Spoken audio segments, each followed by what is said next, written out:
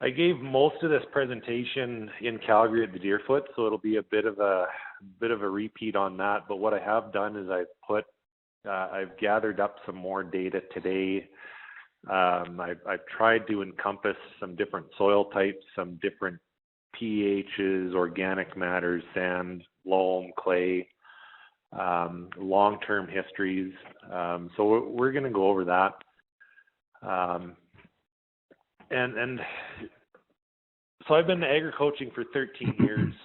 I think this is my 13th crop, or I've done my 13th crop. And we first bought, before I even met my business partner, so I guess I bought our first spreader in 2007. We called her La Fonda. And the whole reason I bought that spreader was because ammonium sulfate was too logistically challenging for what we were trying to do. We couldn't get enough on. Guys were complaining about acres per fill. Well, now we've got the Bio-Sul around. And one way or the other, in my 13 years, and I think this will probably remain till the end of my agronomy career, the biggest impact I think I've had within our growers and within our southern Alberta, and if I've had any influence on Dan and Terry and Harvey getting into this to grow this business out there, then this is easily the biggest impact I'll have agronomically in my career on our country. And why that is, I'll get into in a minute, but the very brief history of how this has gone, and it has been a one-way street. Elston Solberg has taught me pretty well everything I know agronomically, and sulfur was the big thing that I latched onto in my first year of doing agri-coaching.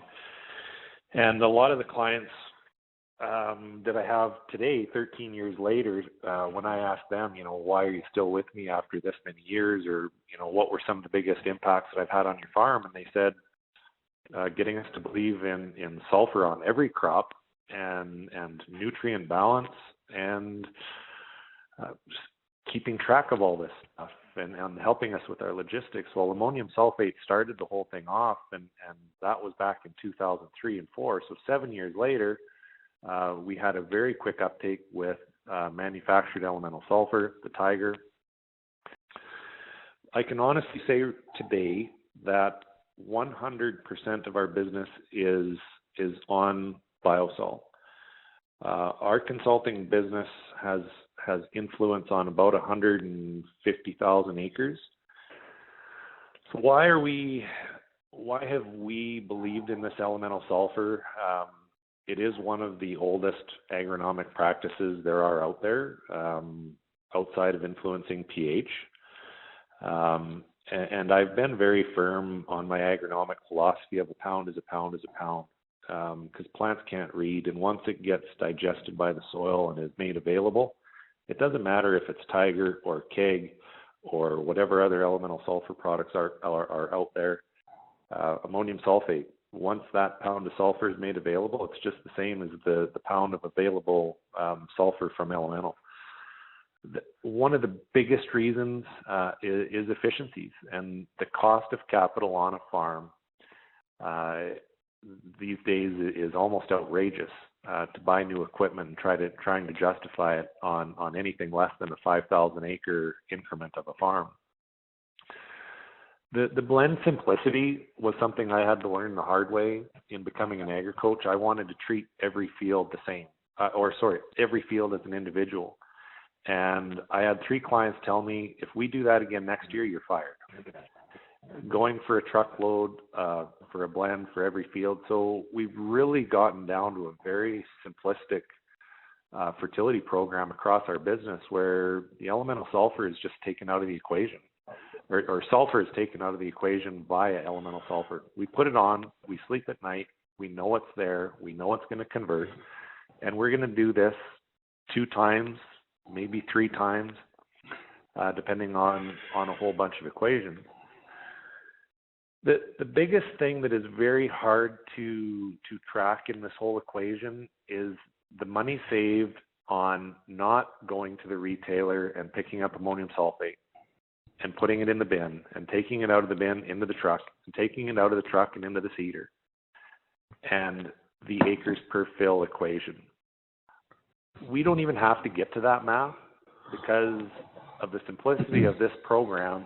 It is the cheapest and easiest pound of sulfur that we can apply on the prairies as far as I know. The whole insurance of this is wonderful. This is our third year going on fourth with Bio-Sul, and our business would be crushed. 150,000 acres of failed canola, failed wheat, failed barley, failed peas. We would be fired and out of business if this product didn't work. So my big thing that I always try to focus on with our growers is cost per pound of nutrients. You know, the cost of analytics in this whole equation of a farm is grossly cheap. And it gives us, the confidence I have is years and hundreds. I don't know how many fields we sample. It's about 700 or 800 fields, and now those 700 or 800 fields are turning into 3 and 4 fields, so with precision management. But it's thousands of pieces of analytical information. I've only given you guys a needle in the haystack in a few slides here, but it's just the recurring comments that we get from our clients to say, yeah, we're using less nitrogen than our neighbors and we're getting more bushels. Why is that? There's a lot of answers to that question, but we're balancing our macronutrients.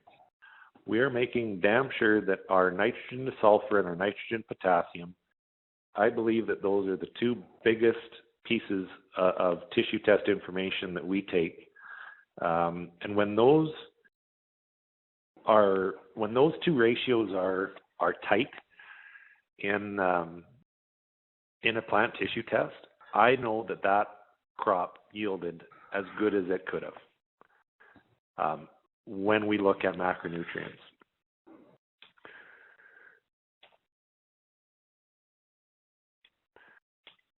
So we'll get into this, and I've got a great slide that shows the variability. And Elston's slide that he showed in Calgary, I've seen that slide 15 different times. And one core out of 15 or 16 or 20 cores in a field that reads 20,000 pounds throws a blip in the curve. So it is highly variable. So yes, there might be a lot of sulfur available in spots, but sulfur is the same as potassium and phosphorus. Nitrogen is easy, but micronutrients. Every year, we are that much closer to having a response in micronutrients because every year we take a little out and we rarely, if never, put any micronutrients back into the soil. High yielding crops take a pile of sulfur, you guys. And it's not just canola. Peas absolutely dig this stuff.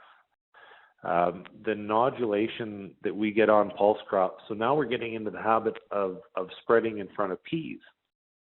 And we'll get into some of the logistical concerns that I have with this, which are usually quite difficult to manage on any farm. But this whole practice of balance, is too much sulfur ever going to be a bad thing or negative to a crop? No, it's much like potassium. The one thing that will always be bad in excessive amounts to a plant is nitrogen.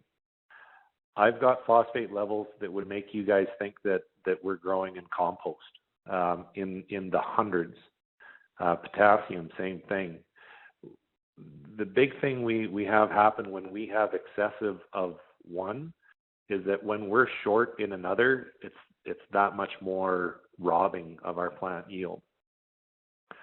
So the comment that we get, Matt, our neighbors are putting on more nitrogen and they're not yielding as much. Well, thank you for believing in our service and our agronomy. But 3 years ago, we've had more of our clients spend more money on phosphate than nitrogen. And that was another thing that I'll remember in my career in 2012 or 13, is that the focus was taken off of nitrogen. Nitrogen is so simple and so easy and so reliable in a soil test, but that's what 98% of guys talk about in the coffee shop. How much nitrogen did you throw down on your crop? Quit talking about nitrogen. One of the things that is the rumblings within our clients is that their protein in their wheat is consistently slightly higher than it was before they started using elemental sulfur. Nodulation in the pulses is more aggressive. I don't want to keep on saying that, but the cost per pound of nutrient of this stuff, you guys can work out the math in your local geography on what prices of everything is. And the yield potential is always going up. We are growing more and more crops, and we are always removing more. So why are we going to lose sleep at night in growing wheat and barley and hemp and lentils and peas? And why are we only going to fertilize canola for sulfur when all these other crops use it? When sulfur is attached to almost everything, and every cation is usually attached to sulfur. Calcium sulfate, sodium sulfate, magnesium sulfate, potassium sulfate. All of those have F. All of those will show up in a soil test. So when you run into a really heavy clay soil that's got a pile of, or any hint of salts, any increased levels of magnesium or sodium, your soil test will show you a lot of sulfur.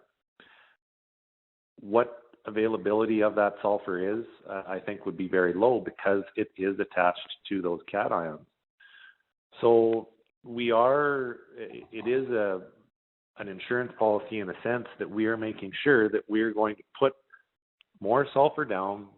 It's going to become available, and it will be in the top and have some very slow leaching potential to make sure that we have available sulfur through the depths.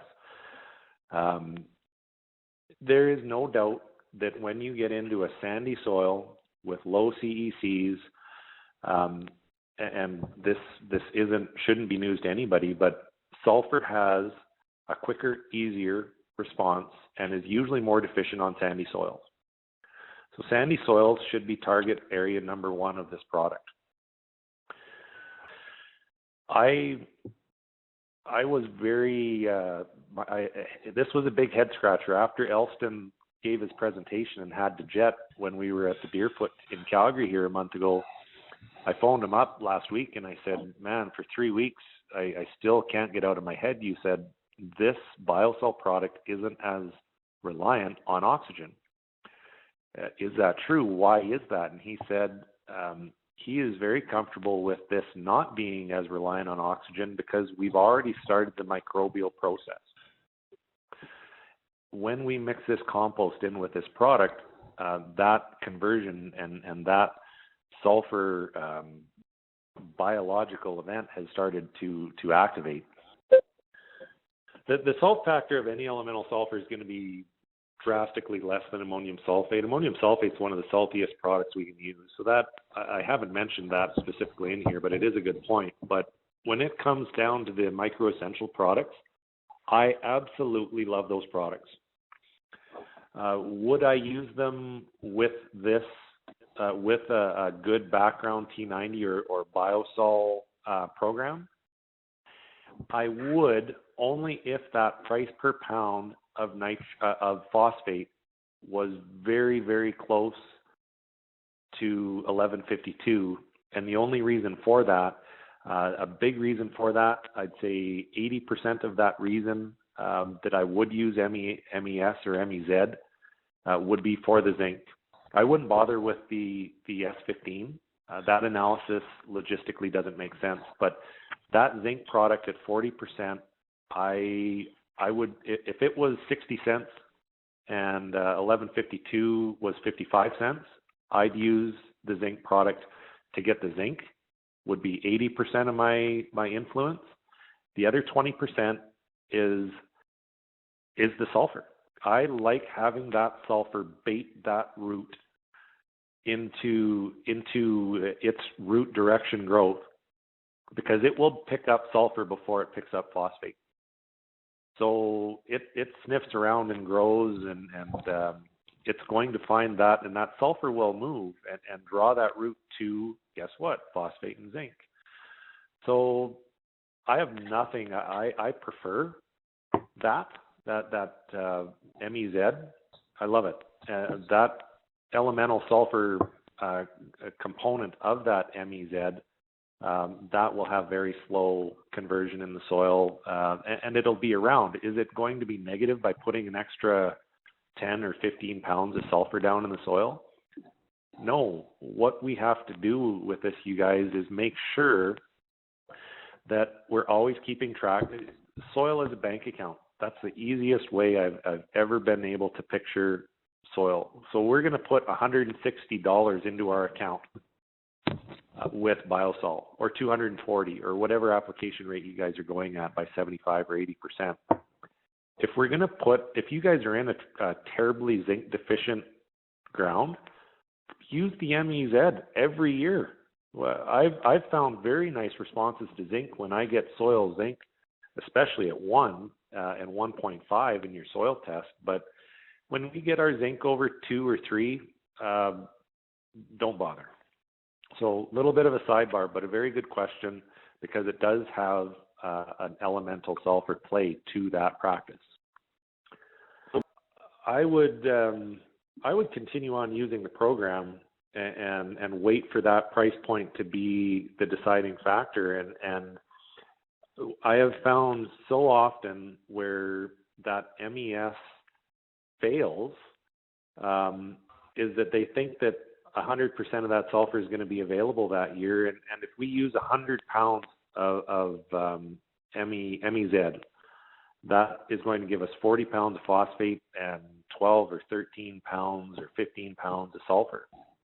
Well, if 7 of that 15 pounds is available by ammonium sulfate, and we've only got 2 or 3 coming from the elemental sulfur portion of that granule, we've got 10 or 11 pounds of sulfur being available at 100 pounds of that product.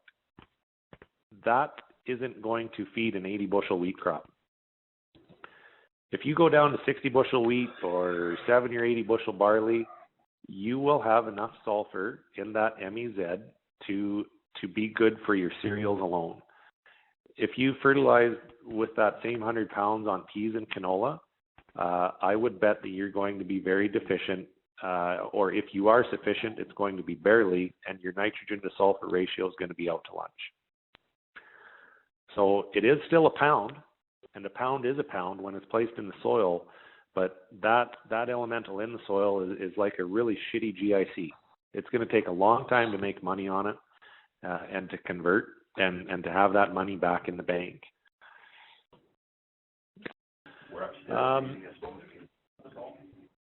The particle size of this Bio-Sul product is very attractive, and that one of the strategies with this Bio-Sul, you guys, is that we're putting on a unconventionally large amount of sulfur, 160 pounds. Well, holy crap! When am I going to use 160 pounds? Well, in some of our godforsaken canola wheat rotations along Highway 2 that are cranking out 70 and 80 and 90 bushel canola, that 160 pound application is going to be good for 2 crops of canola, and then we're reapplying. But the nice thing about 160 pounds or 200 pounds of product or 300 pounds of product is that we've got an extremely high amount of contact points in the soil for these plants to find. Outside of contact points, we've got different particle sizes where we've been, I was really happy to hear the discussion about the protocols and the spreading procedures. Lots of different spreaders, lots of different claims about spread width, lots of different variables, but a pan test should tell all. And what we base our pan test on is particle size. We want to capture 80 to 90% of the fine material, the nice looking material. That other stuff that's pebble size and bigger, that's an even worse GIC. That's a GIC at 0.05%. That's going to be available 10 years from now or 5 years from now or whatever. I'm not so worried about the stuff that spreads 180 feet when it gets slung and you hear a knock on your windshield from 200 feet away. The stuff we want to catch and the stuff that's going to be available at 48 feet, at 50, 60, maybe 70 feet, that stuff is the stuff that counts. So the high application rates is, again, a bit of an insurance policy. We've gone over the temperature and water. The more temperature and water that we see with this product, the more availability we're going to get. My comment beside organic matter and soil bugs, that second app conversion, when we get into following years where we applied elemental sulfur, Bio-Sul 3 or 4 years ago, and we've had big crops, and we're in that canola wheat rotation, when we apply that second application, the soil biology has it is banging on all cylinders to do that conversion. I've got a great slide that really highlights that application conversion in the second and concurrent elemental sulfur applications. The questions I would be asking is, what was your sulfur history before? Was he using any amount of sulfur in all of his crops previous to that? What were his rates? If he was using a lot of sulfur in his program previous to this application, you're going to be fine. If he's in an area that's got high organic matter, that's got good soil health, that is in a pretty good rainfall area, is that application this spring going to be detrimental or yield limiting to his canola? No. If they're at all worried about it, and this is a great example of a bridge strategy when we come time to, well, my canola is going in and I haven't bought any ammonium sulfate, instead of the 200 pound an acre, put down 3. That first application used at a higher rate is a very good strategy to bridge, because the math is very simple. 300 pounds, 240, 220 pounds of sulfur. 220 at a very conservative, let's say 15%. We've got 33 pounds of available sulfur for that crop this year. At half a pound of sulfur per bushel, we're going to be raising a 70 bushel canola crop without any worries at all. I've got in my field of canola 100 that I've got registered, I am planning on putting down ammonium sulfate, and that is strictly a nitrogen play. This is a field that has had Bio-Sul. Our soil levels are great, but this is a spoon-fed, very stable source of nitrogen that I am going to put on at 4 leaf stage. Nothing to do with the sulfur at all. But do that math with guys. Like at 200 pound, like 15% is mega conservative. 30% of a 200 pound application, and what we should do is back off that conversion when we're talking about a spring application. The other thing I would be more comfortable with too, Dan, for a spring application this year, before seeding, Elston said that oxygen isn't as critical with this Bio-Sul. I feel more comfortable. Oxygen can't be bad for this. So if a guy's going to go in there with a seed hawk or a precision drill that's on 10% SBU or 15%, if he's knifing in his seed with a fertilizer band very close behind in a shallow band, and we're in that 10 to 15% SBU, we're going to be leaving 80 to 85 or 90% of that soil undisturbed, where that Bio-Sul is still going to have time to sit there and oxidize and get washed into the top inch of soil with the first amount of rain. Yeah. You know what? Ammonium sulfate is about twice the dollar per pound of nutrient versus Bio-Sul. That is a good bridge strategy. But if I've had a grower that I've worked with, and this was our bridge strategy, when I I started in '03. Every crop every year had sulfur. The only way I could put down sulfur was by ammonium sulfate. So I had grossly manured fields where we were targeting 80 bushel wheat, and all we put on was 100 pounds of ammonium sulfate, not for the nitrogen, for the sulfur. So every crop every year for 2003, so for 7 years, I knew that we had 7 years of sulfur history on that field. I was very comfortable with 90 pounds of Tiger supplying that crop. With my bridge strategy was every crop every year was supplied. And we're going to get a little bit of sulfur from our organic matter. If our organic matter produces 30 pounds of nitrogen through mineralization, it's going to produce 3 or 4 pounds of sulfur. So there is always that little bit of insurance with organic matter, with sulfur that is in the soil that will become available. Any other sulfur inputs, whether it's microessentials or ammonium sulfate, and now elemental sulfur. So I would be using less of an availability factor today for a crop of canola that's going in tomorrow than I would have in November 1st when we're out spreading balls to the wall. On November 1st, I would say that 200 pounds on a 70 bushel canola crop potential would be lots.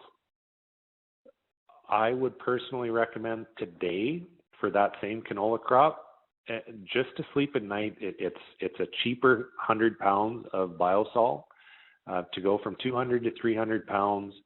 That would be the bridge strategy, and I would be very comfortable in saying, even without any sulfur history before a 300 pound spring application, I think that would be sufficient. And there is no doubt what I am telling you guys is 7 years of practical agronomic recommendations that are farm applied. Yeah. Guys who are going to get this, like, we work with some damn good producers, and they get this. They see it working, and we wouldn't have our agronomy business or our spreading business if this stuff had failed. And we've been using for 3 years. So last year, I think we put on 60 to 65,000 of Bio-Sul. The year before, about 40, and the year before was about 35 or 42. So we've got 3 crops behind us with Bio-Sul and over 100,000 acres of strictly that product without any failures. I have never had a client say this crop did poorly and them point a finger at elemental sulfur. Our tissue tests, and this is my only concern, is the tissue test that year of canola, that first year of application. And this is something that, the sulfur uptake curve and response timing to canola, you guys, is very, very late. I've applied sulfur with a yellow bumper on my spreader before and had great responses. We typically go out and test the middle to end of June. The last 2 weeks of June is when we pull 700 tissue tests. And I've rarely seen a Bio-Sul application that hasn't been within the range of sulfur that I'm looking for. So to back up that claim, somebody's going to pick that apart and say, oh, you should be max. Well, if I tested that in mid-July or in August when we're coming out of flower, I probably would be. But we applied this stuff 6 weeks ago with no other form of sulfur, and we're testing this in the middle of June when that plant is 4 to 6 leaf. I'm pretty happy with sulfur that comes in the middle of the road, because I know that with time, with heat, with water, with the soil bugs, that will be more available every day that crop is there. So through the year, our sulfur should go up even from that first year application. So this product can be applied anytime. Ideally, if any grower is walking into this and they're really suspect of the availability of it, back them up 2 years. Put it on in wheat. Put it on canola stubble that's going to be wheat this year, that's going to be canola next year. Increase your rates. We have done this product post-seeding in canola. We did 2,000 acres last year in Okotoks, the biggest canola crop this guy has ever cut. Mind you, he had a tremendous amount of rain, but he wasn't sulfur deficient. That rain helped this Bio-Sul become available, and it was consistent rain and lots of heat. We had 20 days last year that were over 28 degrees. Well, that's going to chew up and really speed up and accelerate that activity in that organic matter in the top couple of inches.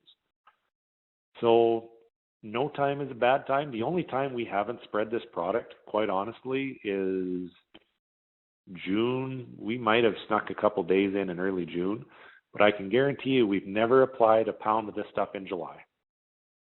That is about the only month of the year, and we should be looking at a whole bunch of windows to put this on. Somebody asked me the other day, well, should I be putting this Bio-Sul on alfalfa? Why wouldn't you put it on alfalfa? It is a heavy nodulating crop, and those nodules thrive on sulfur. Outside of alfalfa absolutely pillaging your potassium and to a point phosphorus, alfalfa will remove everything from the soil. If you don't fertilize your alfalfa, you can deplete your soil very quickly in a very short order. So how much is your alfalfa worth? Alfalfa last year in our area was $200 to $300 a ton. Would I spend $40 or $45 an acre on a Bio-Sul application? Heck yes. So, and this is just the rough math in my least favorite rotation. Pretty typical yield goals on very productive ground, 60-80, 60-80. That is a roughly a 200-pound nitrogen equivalent crop. Keeping all of our ratios in mind, with half a pound of sulfur per bushel of canola is 30 pounds of sulfur. 16 might be a little light on an 80 bushel wheat crop. I'd probably be wanting to be closer to 20. But if we fertilize that with ammonium sulfate to keep up at those requirements, that's 400 pounds of a very salty product from the retailer into the truck, into the bin, into the truck, into the seeder. It is a very, guys love this because they don't do a thing. That is a very nice sales feature when farmers don't have to do anything. They're way too busy dealing with other stuff. This is the first field of elemental sulfur that I applied for the crop year 2010. So that was Tiger at 100 pounds. The next application was Bio-Sul at 200 pounds. So this second application and what it does really spurs the soil and the availability into another gear. I think this slide should be the red, that right red bar should probably be one over. And I think we had another application of this in 15 again because we got stuck in the bad rut again. So this is a very heavy clay soil. Lots of mag, lots of sodium, lots of salt, loaded with kochia. We got into I actually suggested a winter wheat Roundup Ready canola rotation, and we were in that for 6 years, and we got our kochia under control. That's a really powerful slide. To go from 10 to 45, 50, 60, I have to rein these guys back. I have to convince them not to spend money on Bio-Sul because they don't need it. Our soil tests are very strong and stable, and it doesn't make sense wearing my agronomy hat to recommend sulfur. So this is Arrowwood. This is a little sandier soil, 3.5% organic matter, pretty neutral pH, can get into a very dry area. There's the application, there's the increase. So the other thing that can be deceiving to you guys, and this is really important to understand, that first year of application, so you'll say, well, that response in 2014, that crop was canola. And that answers the question. We went from 12 to 10 to 12. Well, you never increased your soil test. Well, you can argue that we didn't, but we also took off a 50 bushel canola crop. So we took out, what was made available, we took out. The higher the yield, the more you're going to remove. So I wouldn't really expect a big jump in this product until year 2, when you get into a lower sulfur using crop, lots of time, lots of availability, lots of breakdown. As long as our soil tests are trending in that right direction, this makes my growers and me sleep awful good at night. So over here is our soil test, just in the 0 to 6. This stuff, sulfur, I shouldn't say this stuff, sulfur is a mobile nutrient when it comes available for plants. It will leach. I've got a very good slide that supports what we're doing is environmentally sound. The stuff over here with the red circles is the tissue test. So this is the tissue the year after elemental sulfur. This should give you guys a lot of confidence that this application was the first application of elemental sulfur on this ground as Bio-Sul at 200 pounds. This is in canola on the end of June. As always, the end of June. We took 2 tests on this field to compare compost and not compost. We are at the high range of sulfur. There's our range, 0.4 to 0.8. We're at 0.7. Very happy. This is critical. The N to S ratio and N to K. All this is saying in these 2 ratios is that we've got ever so slightly more nitrogen than we do expected sulfur. So when we get into second applications or very good availability factors, I would expect this N to S ratio to be lower than expected ratios, because luxury feeding of sulfur of sulfur from plants is great. Great for protein, great for bushels, and we can back off of our nitrogen a little bit and not have such stupid lodging. So this is the year after wheat. Last year, we are over our expected ratio of sulfur in that wheat crop. This is exactly what I was saying. We've got a lower N to S ratio than we've got expected on the second crop after Bio-Sul. Very powerful stuff. You guys should screenshot that one. Here, this discusses sulfur movement. Not with Bio-Sul.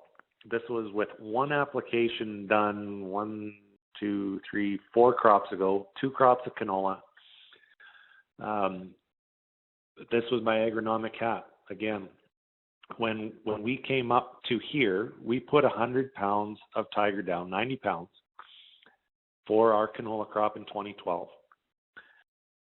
We removed a great crop that year, a really nice crop in 13, not such an awesome crop in 14. I did the math on it, and I said, you know what, Rod? I think we're going to have enough for a 50 bushel canola crop. He said, good enough. We're going to run another 3 years on this program without any more sulfur. And I'm comfortable with that because of all these trend lines. So the green is our 0 to 6 from one application. And this is a ridiculously heavy clay soil, very basic, average pH, straight north of standard, Alberta. Very good trend in the top, but I looked at this and I said, holy crap, this stuff is starting to leach and move through the soil. Well, this is 4 crops post-application, and we're seeing increased levels after 4 crops down to depth. And you can argue that maybe in our 12 to 24 inch depth in 15, we're starting to see lower removal with that drop. But this is a very good illustration that you're going to get challenged in promoting this product. Oh, all your sulfur, applying 8 years of sulfur, it's all going to leach. That will be true if you're on a 1% organic matter ground that's 80% sand, beach sand. In 8 years, I would not promote this product as an 8-year crop. If I'm in a clay with 3.5 to 4 or 5% organic matter that's got clay down to 24 inches, I would promote that. And one of the things that I've always liked to say is that 200-pound application or 300-pound application, I want to time this product to last for 2 crops of canola. Whether you're in the godforsaken rotation or if you're in a very nice 4-crop rotation that includes the pulse. Peas, wheat, canola, barley. Great rotation, 6 to 8 years. Just do the math. It is very easy to understand how much sulfur is removed per bushel per crop and keep track of your soil withdrawals.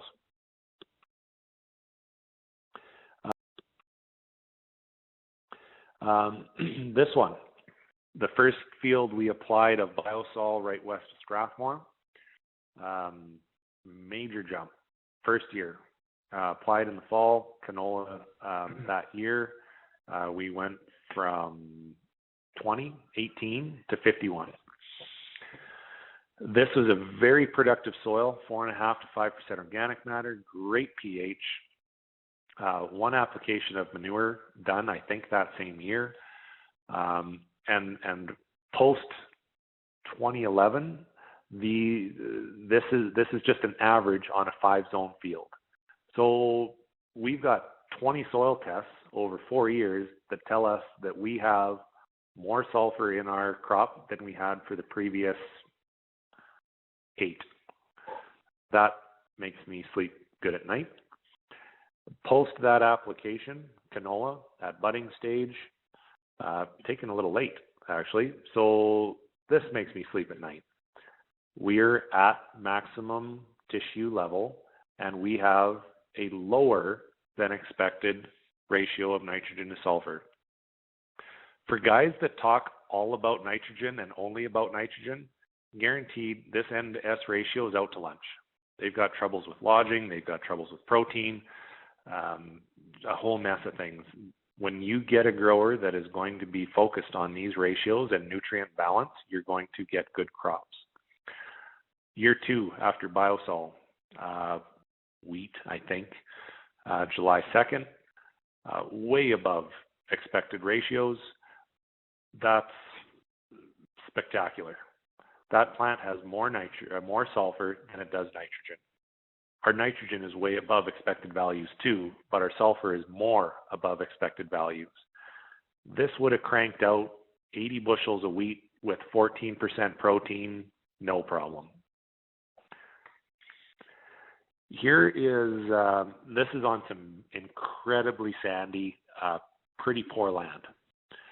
I wanted to throw this in there because this shows sulfur variability. In 2009, I think I didn't really do much soil sampling after about 2007, but 2009, that is 1 core in 1 bag that had 20,000 pounds of sulfur in it. That skewed the whole test because we've got lots of consistent years. The number I like to use, and this is from Brent Tarasoff and Nelson Solberg, the 2 guys who brought me up in my agri-coaching career. When I see a soil test of less than 20, I assume that nothing is there. So I've got less than 20, less than 20, 20, whoa, what the heck, 80? With nothing dramatic done to that field. That is a sour soil sample. That was stuck in a salt patch with lots of kochia, more than likely. Then, oh, look at that. We're back down to deficient soil levels. We floated along there. We put Bio-Sul on.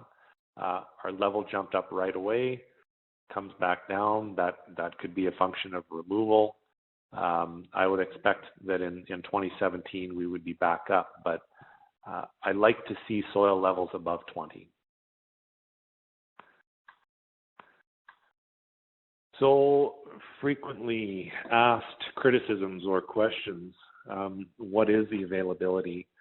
I think 20 to 30% from a fall application is very solid to claim. I wouldn't want to promote more than 20% on a spring application, but that 20% will mean that we're going to go through a very dry year, a cold year. All the things that don't make this available have a function on availability. Time is a very huge function of availability on this. So the longevity, that is the bank account. It depends on what we put down, the historic application rates, removal rates. Soil testing and tissue testing guides our recommendation on this. It is exponentially cheap to spend $300 between a soil test and a tissue test to find out whether this stuff is working or not. Why the compost?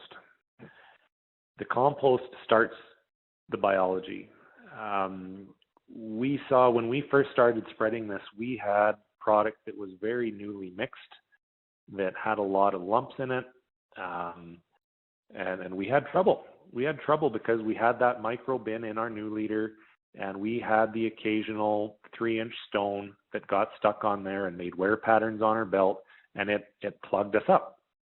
We had to spread the rest of the load out, go out and pick out all the rocks or sulfur stones. Well, the next spring we spread a bunch more Bio-Sul, and I said to Neil, what the hell did you do to this product? You had to do something. This is a way different product. This is awesome stuff. And he said, nothing. Time. The time in the pile and the length of that pile and the mixing are great.